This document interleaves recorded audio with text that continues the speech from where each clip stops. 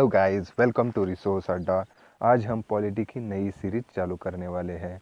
इसमें हम क्या करेंगे, पॉलिटी के जो चैप्टर्स है उस पे हम हर एक चैप्टर पे एमसीक्यूज लेने वाले हैं। तो इससे आपका क्या फ़ायदा होगा, आपका पॉलिटी पढ़ते वक्त कोई भी पॉइंट छूट गया हो या कोई पॉइंट कवर नहीं हुआ होगा तो यहाँ पे वो डेफिनेटली कवर होगा। और मैं आपको यकीन दिलाना चाहता हूँ कि अगर आपने ये सीरीज़ कंप्लीट कर दी ना तो पॉलिटी का कोई भी क्वेश्चन रॉन्ग नहीं आएगा। ओके, तो शुरू करते हैं।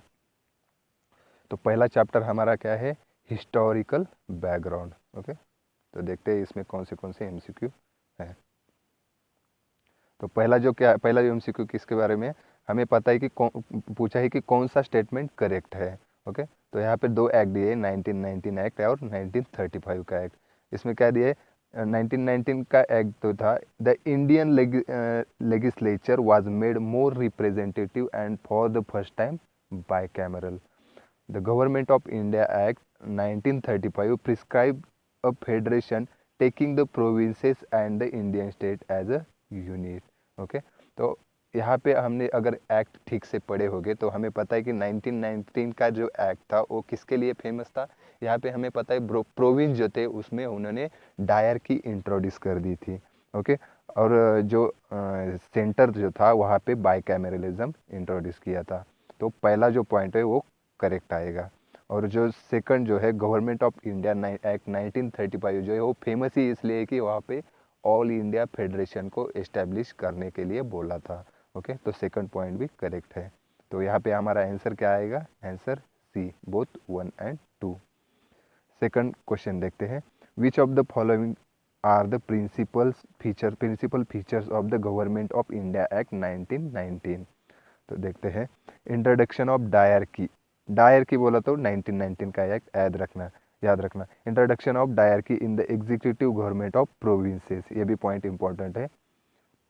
Introduction of separate communal electorate for Muslims, devolution of legislative authority by centre to provinces, expansion and reconstitution of central and provincial legislature.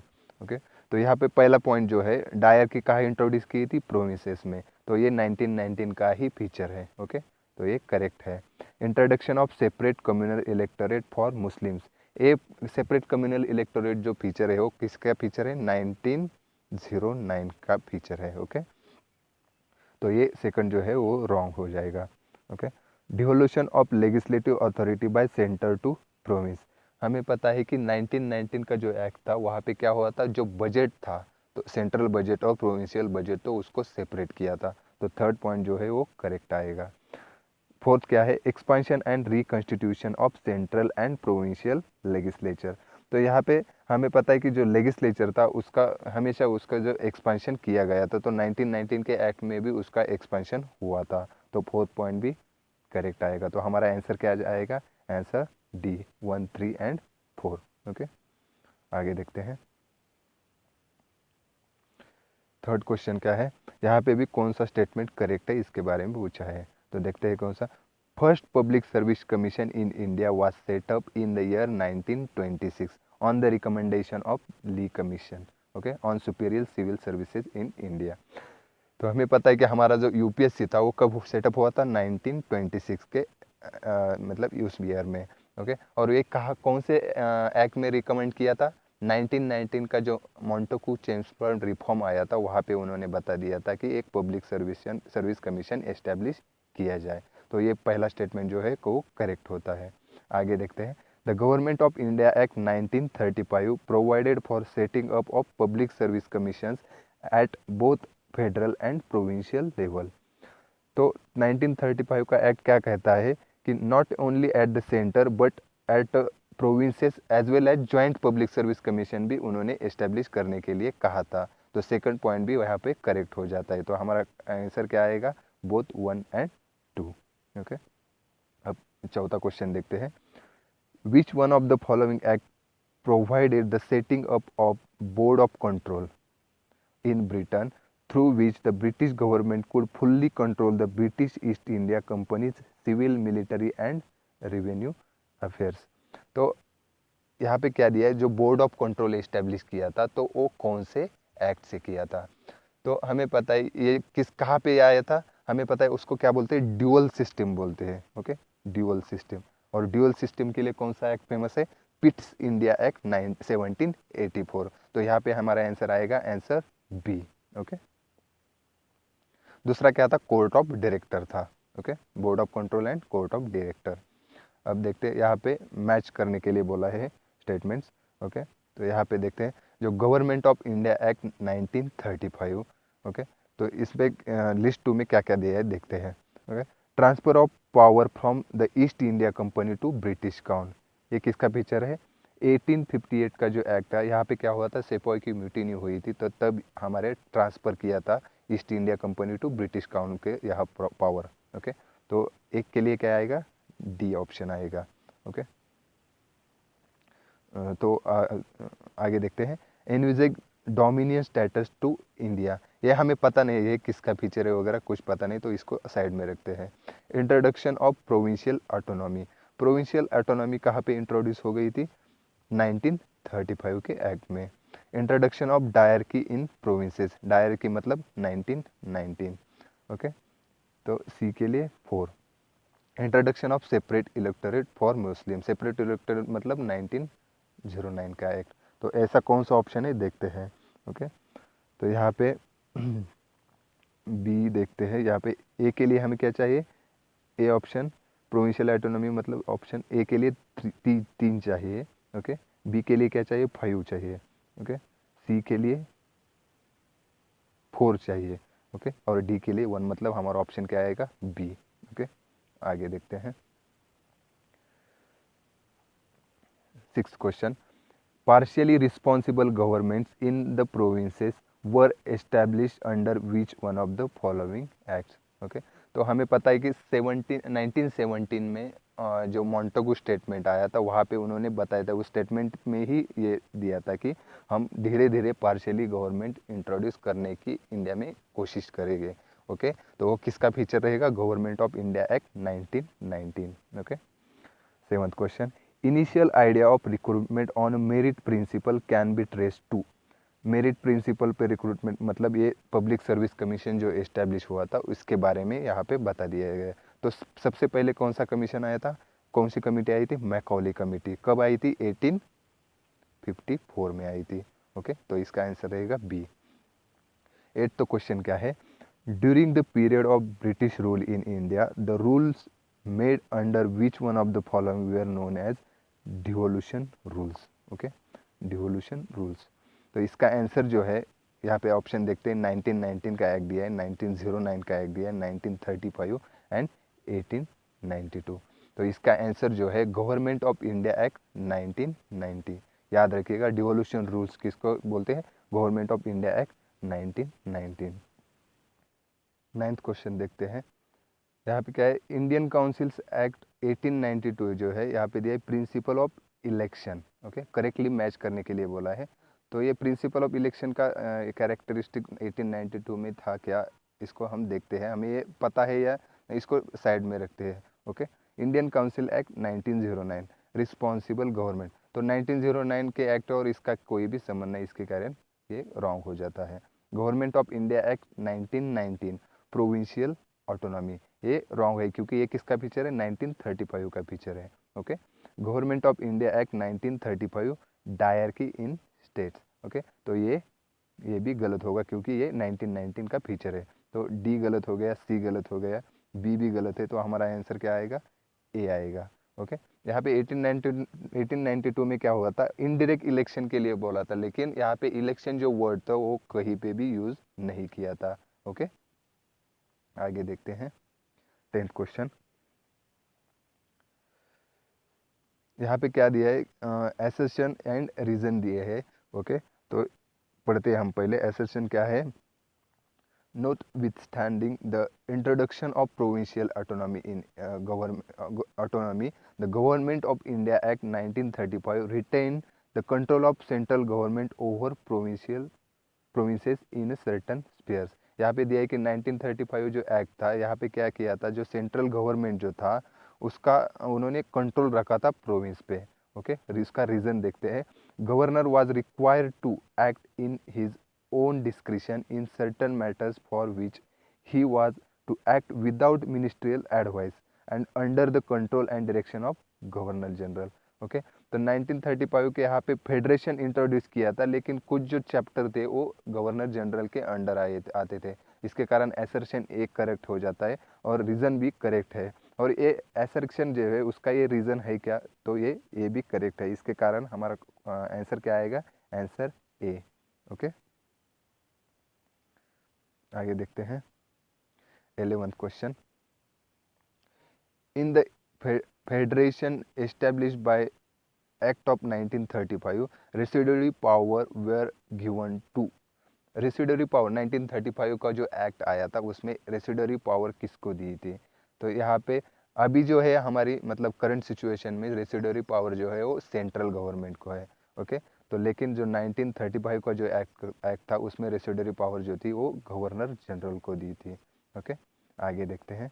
यहाँ पे मैच द फॉलोइंग बताया है। ओके, तो देखते हैं government of India act 1858। Okay, तो इसका कौन सा फीचर है देखते हैं। ऑल इंडिया फेडरेशन, इसका कोई भी संबंध नहीं है। Appointment of secretary of state for India, beginning of representation and legislative devolution, dyarchy in provinces, Morley Minto reform. Okay, तो यहाँ पे याद रखिए मॉलमेंटो जो रिफॉर्म है वो किसको बोलते हैं, 1909 के एक्ट को। ओके, डायरकी इन प्रोविंसेस मतलब 1919 का एक्ट। ओके, 1861 का कौन सा फीचर है, beginning of representation and legislative devolution, ये 1861 का फीचर है।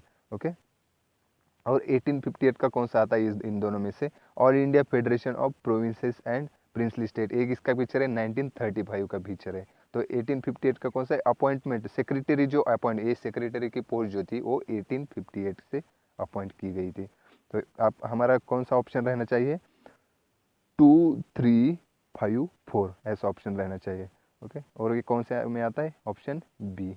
ओके, आगे देखते हैं 13 question. The government of India act 1919 was based upon, 1919 जो एक्ट था उस किस पे डिपेंड था, Montagu Chelmsford reform. Okay, report, तो हमें पता है कि उसको एक्ट को ही बोलते हैं मॉन्टेगू चेम्सफोर्ड रिफॉर्म बोलते हैं। ओके, आगे देखते हैं। Under which one of the following acts was the communal electorate system introduced by British in India for the first time। communal electorate मतलब 1909 का एक्ट, ऐसा हमें याद रखना पड़ेगा। ओके, और किसको बोलते हैं फादर ऑफ कम्युनल इलेक्टोरेट, तो जो हमारा जो मिंटो था, लॉर्ड मिंटो था, उसको father of communalism in India बोलते हैं। ओके, आगे देखते हैं। What were the salient features of Government of India Act 1935? जो 1935 का एक्ट आया था उसके फीचर्स क्या क्या है वो हमें बताने हैं।